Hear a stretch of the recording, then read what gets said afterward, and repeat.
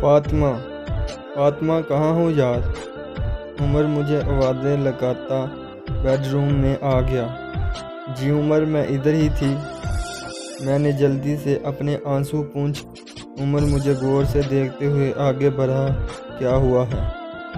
تم رو کیوں رہی ہو؟ اور باہر کا دروازہ بھی کھلا ہے۔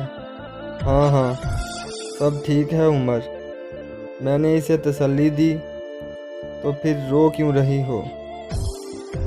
عمر بھی یوں جان چھوڑنے والا نہیں تھا، بس ایسے ہی یار، بابا کی یاد آ رہی ہے۔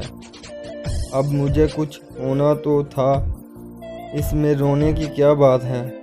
چلو ویکنڈ پر چلتے ہیں، عمر نے بڑے پیار سے مجھے تسلی دیتے ہوئے کہا۔ میری اور عمر کی لو میرج ہے۔ ہم دونوں کی زندگی کا نیا سفر شروع کیے ہوئے 3 سال ہونے کو ہیں۔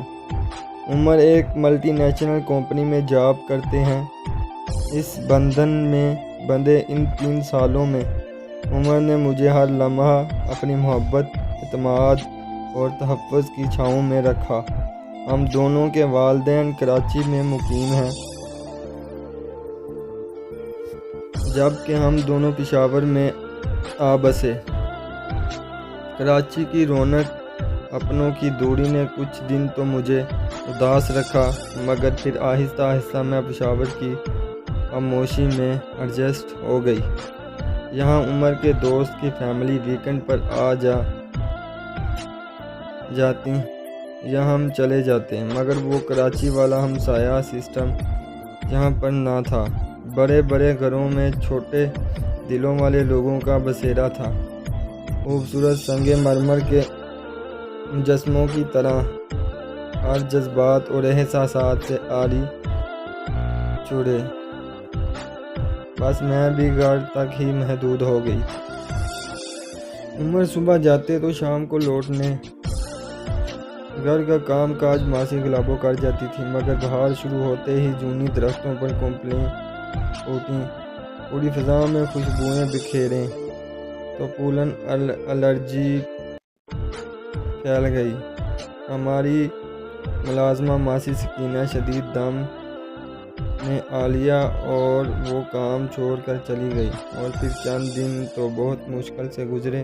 پھر آخرکار مجھے پلواشا مل گئی۔ پلواشا مشکل 18 برس کی ہوگی۔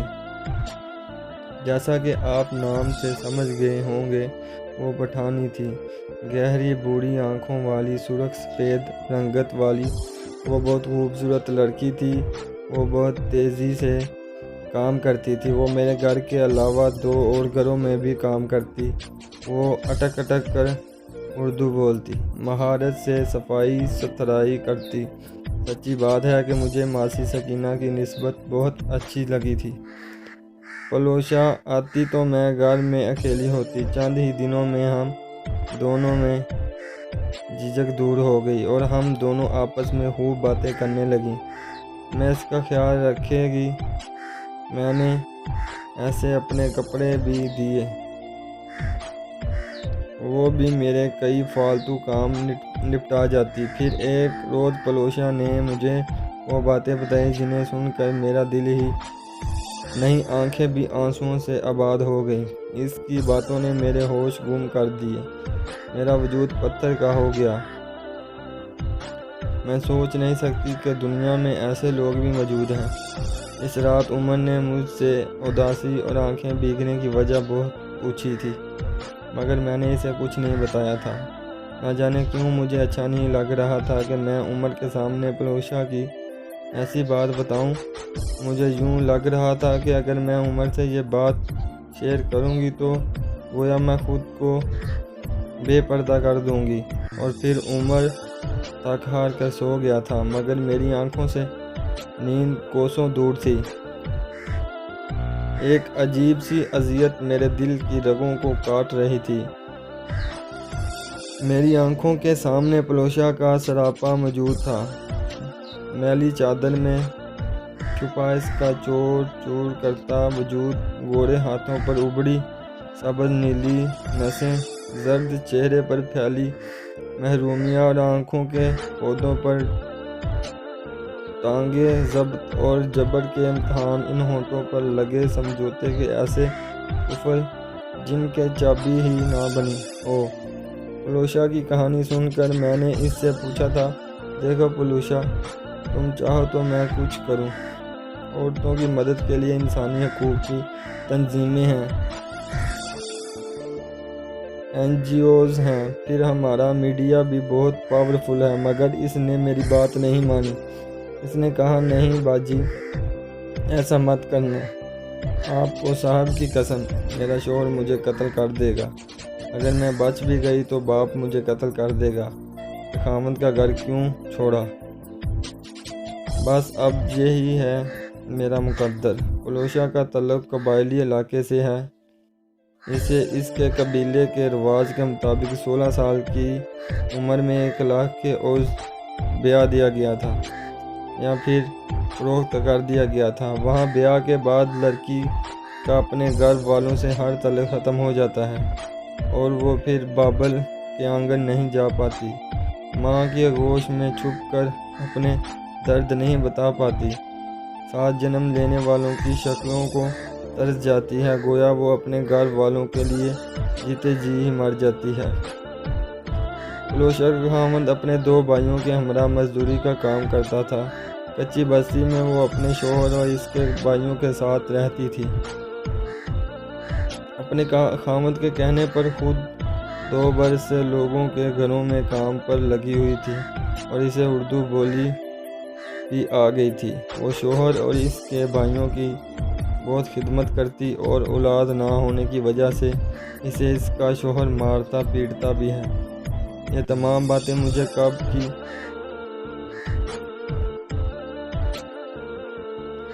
بنا چکی ہے، مگر جو بات اس نے مجھے آج بتائی وہ میرے دل میں نستر کی صورت پیوست ہو گئی ہے۔ یہ سوچ کر ہی میرا دل کانپ جاتا ہے کہ کیسے وہ اس قرب سے گزرتی ہوئی، یا پھر وہ اپنے وجود کو ریزہ ریزہ ہوتے دیکھتی ہوگی۔ اس نے کہا تھا، اب باجی میں نے آج تک یہ بات آپ کے سوا کسی سے نہیں کی۔ پولوشا نے مجھے بتایا کہ اس کے گھر کے قریب ایک بہت بڑی کوٹھی ہے اور اسے اس کا شوہر ہر رات کو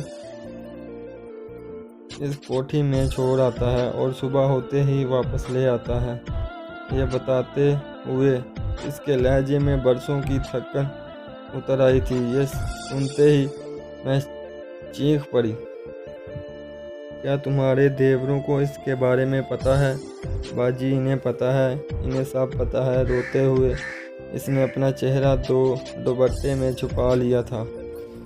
یہ سن کر تو مجھے پر جیسے قیامت گزر گئی۔ وہ کچھ دیر تک روتی رہی اور میں خواب کی کیفیت میں اسے دیکھتی رہی۔ پھر وہ آنسو پونچھ کر مجھ سے بولی، باجی، ابھی میرے دیوروں اور میوں کے پاس پیسے نہیں ہیں، گھر کا کرایہ دینا ہوتا ہے اور باقی بھی اخراجات اٹھانے ہوتے ہیں، میری تنخواہ سے تو 2 وقت کی روٹی بھی پوری نہیں ہوتی۔ کوٹھی والے صاحب جو مجھے پیسے دیتے ہیں وہ میرا میاں رکھ لیتا ہے۔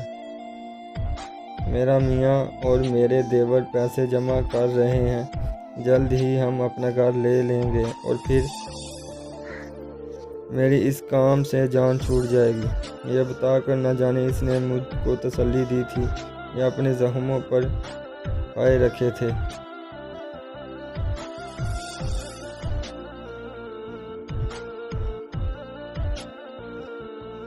ابھی میرا خاوند کہتا ہے کہ گزارا کرو۔ ہاتھوں کی لکیروں کو غور سے دیکھتے ہوئے وہ بولی تھی، اس کی لکیریں تو کب کی برتن مانجتے ہوئے گل کر پانیوں میں بہہ چکی تھیں، پھر اپنے ہاتھوں میں کیا تلاش کر رہی تھی؟ یا خدایا، یہ کیسی ہے بے بسی، کیسی اذیت ہے! مجبوری اور سمجھوتے کے بیچ میں لٹکتی پولوشا، جس نے تمام زندگی، عزت، وجود، خوشیاں محض 1 لاکھ روپے کے عوض تاعمر گروی کر کے رکھ دی ہیں۔ فاطمہ کی وہ رات سوچوں اور بھیگی آنکھوں کے ساتھ ہی گزری تھی۔ دوسرے دن وہ کی طرح کچن میں تیزی سے ہاتھ چلا رہی تھی۔ برتنوں کے کھنک میرے وجود اور ذہن کی خاموشی کو توڑ رہی تھی، مگر میں حسب عادت اس کے پاس نہیں گئی تھی۔ شاید مجھے اس سے آنکھ ملانے کی ہمت ہی نہیں تھی، یا پھر میرے پاس اس کے لیے کوئی حرف تسلی نہیں تھا۔ میں اسے کیسے کہتی کہ اے معصوم لڑکی، تو یہ کس گورکھ دھندے میں پھنس گئی ہے جہاں ثواب اور گناہ کے معنی ہیں گم ہو گئے ہیں۔ تجھے میں نیکی اور بدی کے حساب میں الجھاؤں بھی تو کیا کر پائے گی؟